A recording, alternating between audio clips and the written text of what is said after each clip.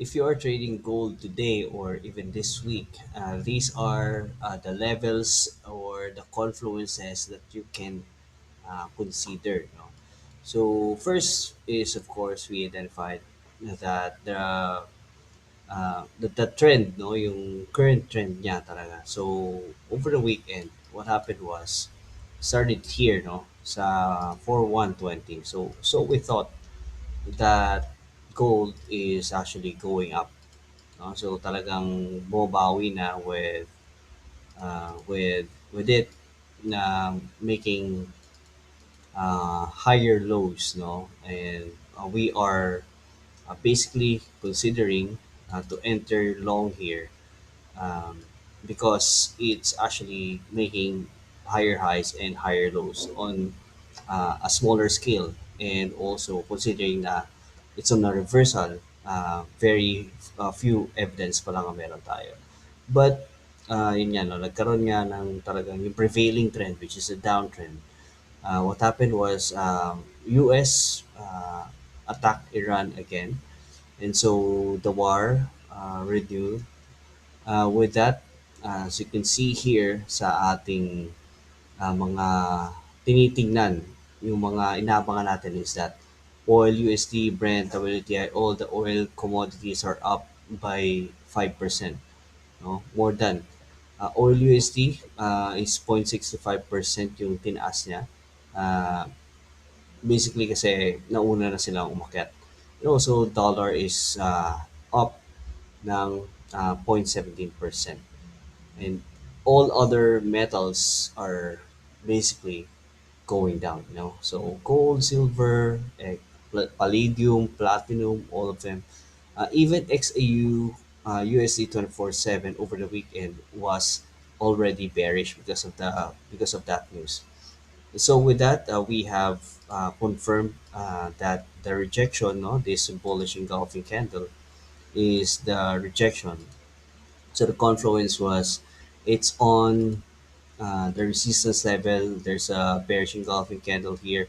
It broke uh, the the trend here, no? Yung pataas, yung uptrend niya, slight uptrend niya.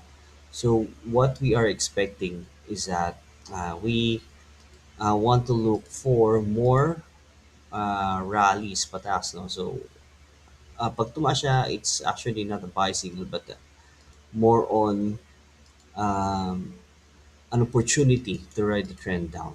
Okay? So, dito muna tayo, huwag na tayo muna masyadong lumayo. We are expecting it to go back sa mga uh, target areas, no? So, target areas was, of course, the 4,000, 5011. It's the zone that we need to look out or to watch out for, and 4,027, okay?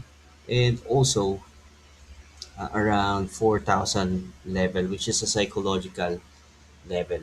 So, lagyan na natin, no, sell on rallies. Yan, sell on rallies.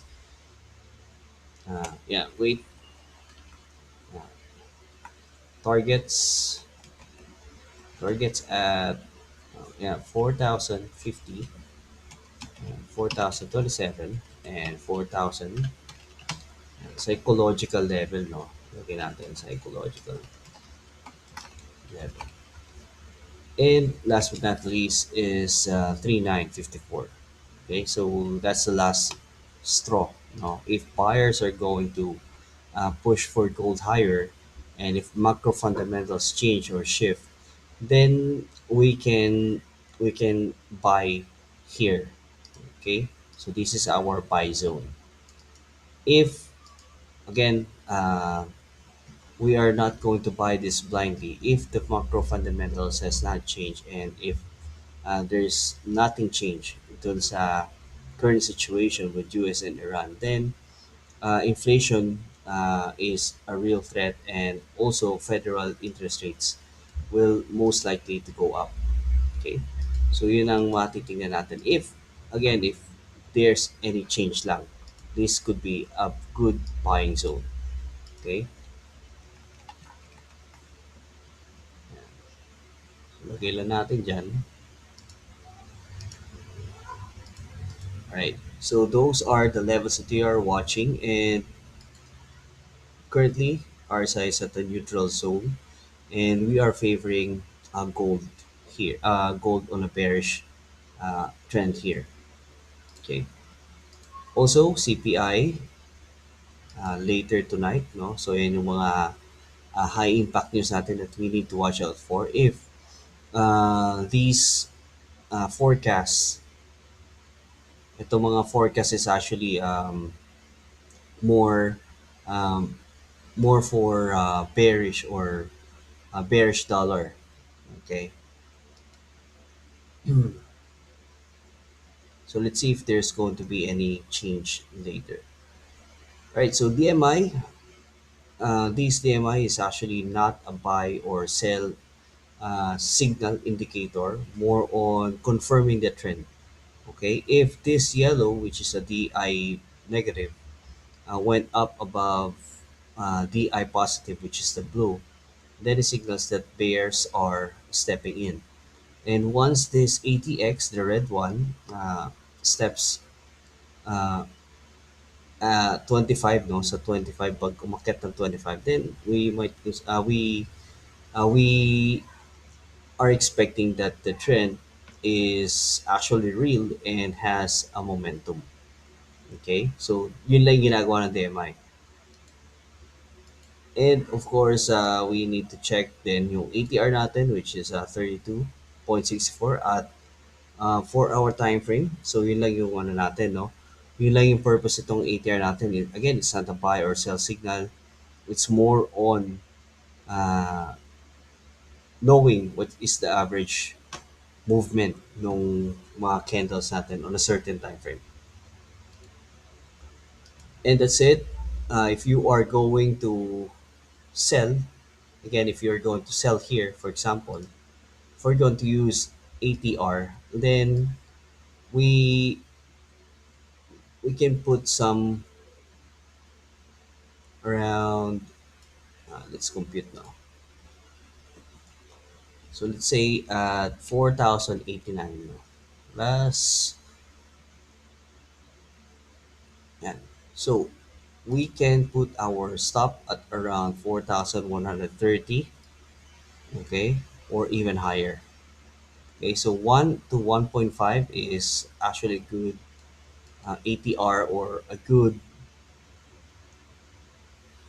stop loss using the ATR. Okay, we can target. This is a 1:2 risk reward ratio. We can target at least 2 risk reward ratio. Yan, okay na yan. Yan. At 4,000, no? Psychological level. Probably this is the candle that will actually move going down. But it's okay lang kung maiwan tayo. No? Okay lang. There's a lot of opportunities there. So again, those are the confluences that we are looking at. And yun, thank you so much for watching. And again, I want to invite you sa ating Telegram community where we provide trade signals and trade ideas and also real-time trade management. So there we provide comments and also uh, on how we can secure our profits and also take care of our capital. So that's it. Thank you so much for watching. Have a great day.